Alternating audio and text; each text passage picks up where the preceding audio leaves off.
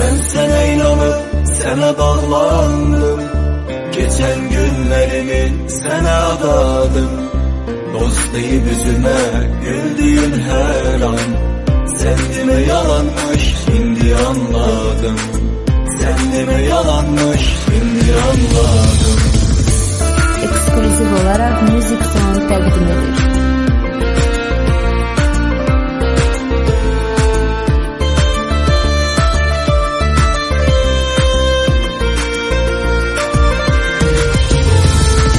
Bakıram hayatın gelişi çok çetin.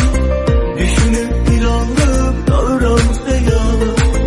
Düştü gözümden bütün hikayem. Bitsin bu ömrüm, açsın dünya. Duysun alem, duysun cahan. Herkese bu dünya bir imtihan. Dost dediğin insana yoksa itibar. Dost sözü hecaya bölünmez ahır. Ben sana inanıp sana bağlandım. Geçen günlerimi sana adadım.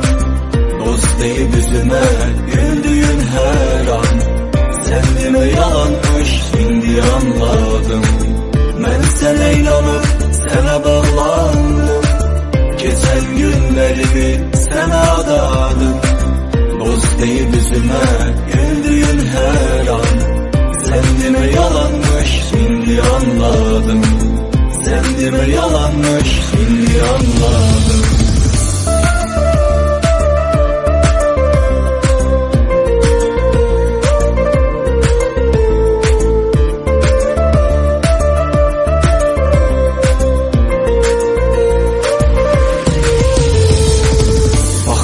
Hayatın gedişi çox çətin. Düşünüb bir anlıq dalıram xəyala.